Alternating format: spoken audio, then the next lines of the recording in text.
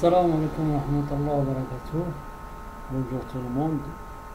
Nous êtes dans la continuation sur les fondations profondes soumises à charge axiale. Donc on peut dans cette slide parler sur les essais de labo, sur les essais au laboratoire, donc calcul de la pointe, calcul de la capacité portante. Donc la méthode de calcul à partir des essais de laboratoire repose sur la détermination des caractéristiques de ces éléments. Caractéristiques fixives C' et Φ', l'angle de cohésion ou l'angle de frottement pour les sols pelvérulents. Caractéristiques apparentes à partir du CI, c'est-à-dire l'angle de cohésion drainé associé, c'est-à-dire lorsque est égal à 0 pour les argiles saturées, et CI pour les sols intermédiaires. Donc le calcul de la résistance de la pointe lorsque l'ancrage D d'impur égale à D d'ancrage critique, donc la contrainte limite de pointe KPL est calculée de la manière suivante. Pour les sols pelvérulents et sols cohérents, KPL est égal à fois N Qmax plus lambda Cn Cmax. Avec A, c'est le terme constant ayant les dimensions d'impression est égal à 0,05 mégapascal. Et pour les sols, cas des sols purement cohérents, c'est-à-dire l'angle de cohésion est égal à 0, KPL est égal à 7 fois lambda sur avec si l'angle ici, avec si qu'on a vu ici, qu'on a vu ici, c'est l'angle de cohésion des sols de la couche d'ancrage. Et lambda, c'est un coefficient de force qui est égal à 1,3 pour les pieux à section circulaire au carré. O est égal à 1 plus 0,3 fois B sur L. B la section du pieux, O c'est L et les grandes dimensions de la section horizontale de la fondation. N Qmax et N Cmax, ce sont des facteurs de force portante sans dimension pour fondation profonde, c'est-à-dire fonction de l'angle de frottement interne. Selon Kako et Kreisel, N Qmax et N Cmax, on peut le déterminer à partir de ce tableau. Lorsqu'on a par exemple, on a dans le phi l'angle de cohésion est égal à 20, donc N Qmax égale 13 et N Cmax égale 32. Lorsque D d'ancrage est inférieur à D critique d'ancrage, donc la résistance de la pointe est déterminée par la formule suivante. KPR est égal à fois D sur DC fois N Qmax plus lambda C fois N C min plus D sur DC, N Cmax moins N C min. Avec N C min facteur de cohésion minimale qui est déterminé à partir de ce tableau-là qu'on a vu. Par exemple, lorsqu'on a angle de frottement est égal à 20, donc N C min est égal à 15. Dans le cas des pieux-forêts, s'il existe toujours un risque de remaniement de sol, le long du phi et sous la pointe. Ce phénomène peut mettre en défaut les formules précédentes du calcul de la portance. Pour le frottement latéral, c'est comme qu'on a vu dans le slide précédent, donc le frottement latéral total mobilisable à retirer donné par la formule ici, QC est égal au C fois P fois QC fois UI. Avec aussi coefficient réducteur de la section de l'effort frottement latéral, et P périmètre de la section des pieux, QC frottement latéral unitaire limite dans les couches I, et épaisseur E, c'est épaisseur de la couche I, et HU, c'est la hauteur d'ancrage. Pour les sols purement cohérents, le frottement latéral unitaire et la rupture QC est égal bêta fois CI, avec bêta était inférieur à 1 dépend de la cohésion, des types de pieux et des délais de repos. Pour le CI, c'est la cohésion non drainée. Lorsqu'on a pour bêta On le détermine à partir de ce tableau-là, selon le type de pieu. Lorsqu'on a par exemple un pieu bâti, avec le fit en béton, on a bêta est égal à 0,7.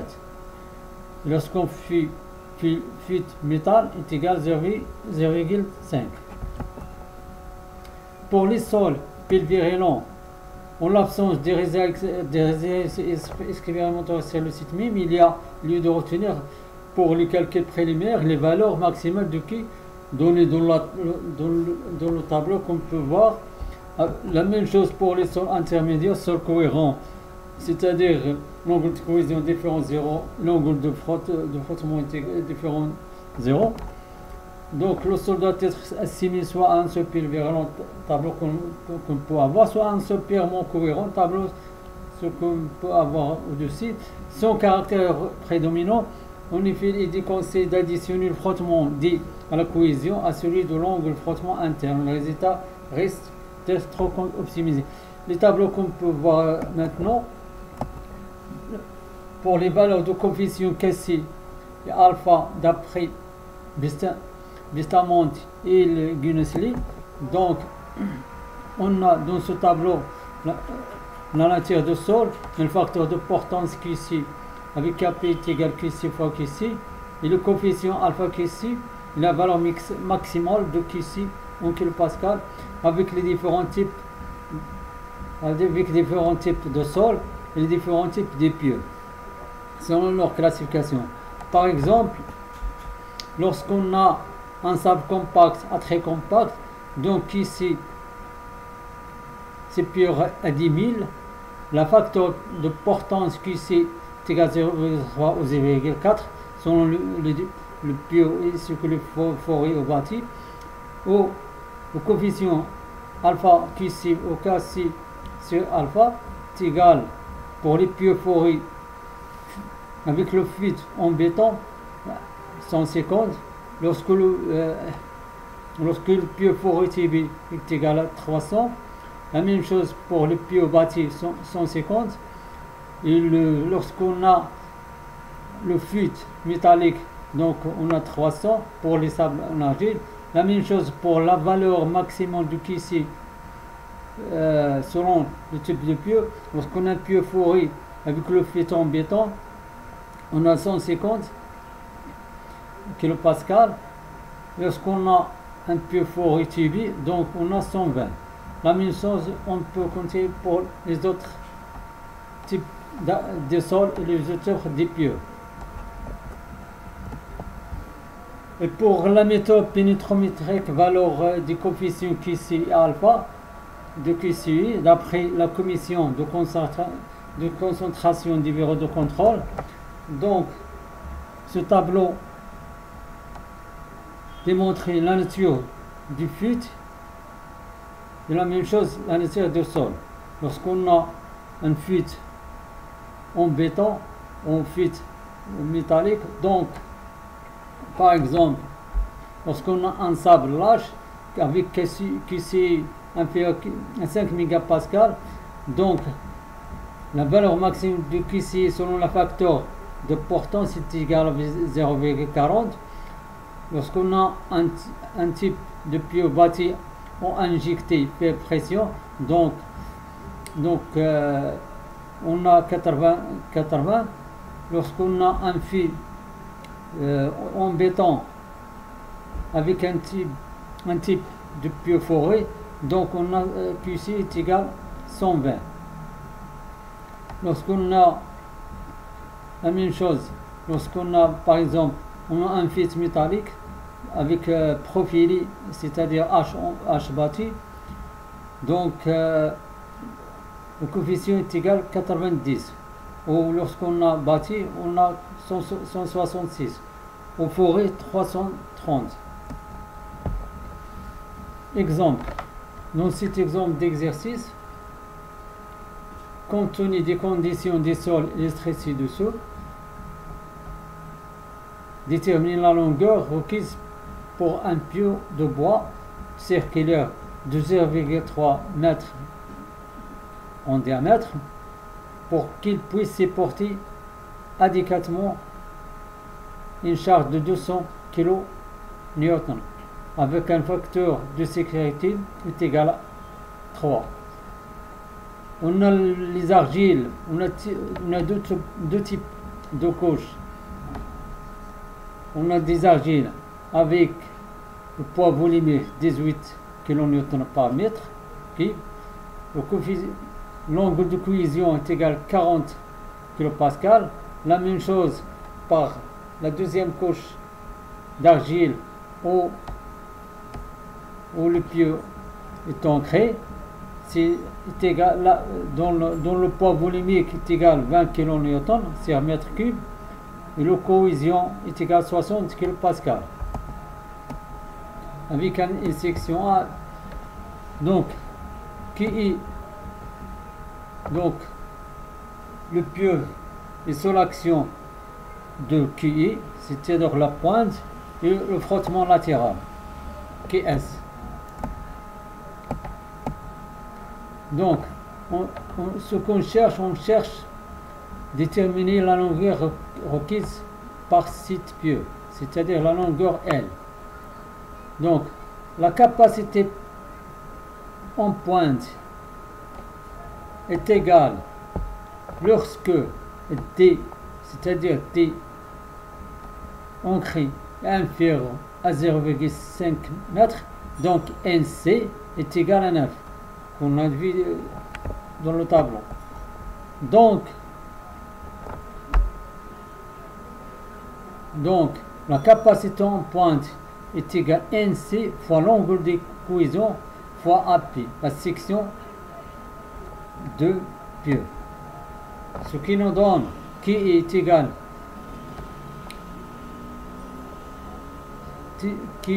à 9 fois 60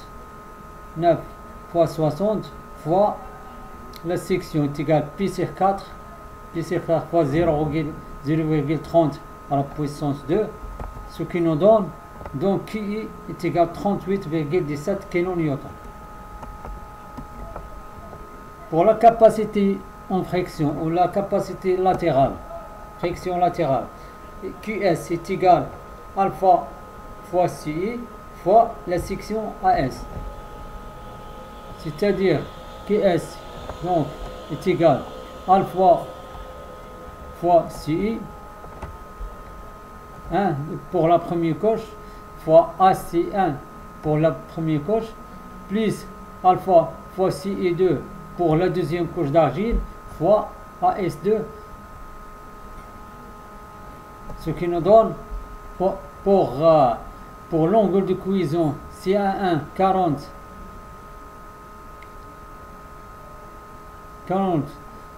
donc à partir de cette courbe on peut déterminer cette courbe de pieu en bois, on peut déterminer le coefficient alpha CI qui est contrainte LTM d'addition. Donc pour C est égal à 40, donc CI, alpha CI est égal à 37 kPa.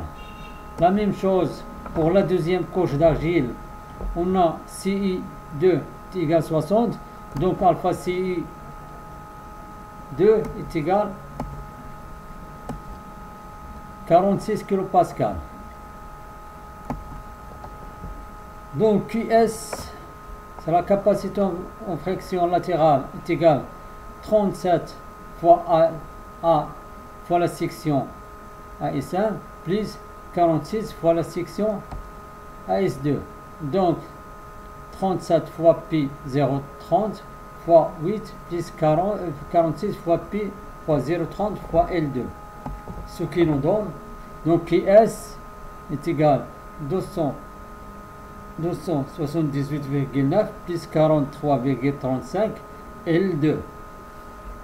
Et on sait que la potence admissible, la capacité admissible est égale à QI plus QS sur le facteur de sécurité. Donc la capacité admissible est égale à 200 kN sur qui est calculé est égal 38,17 plus 278,9 plus 43,3 L2 sur 3. Donc, on fait la réduction. Donc, 200 fois 3 est égal à 38,1 plus 298,9 plus 43,3 L2. Donc L2 est égal à 6,5. Donc la longueur qu'on a cherchée c'est 8 plus la longueur calculée est égal à 6,5. Ce qui nous donne la longueur qu'on cherche c'est L est égal à 14,6. Et cet exemple est terminé. Donc je te souhaite une bonne journée et merci de nous suivre à notre prochaine slide. Merci beaucoup. À bientôt.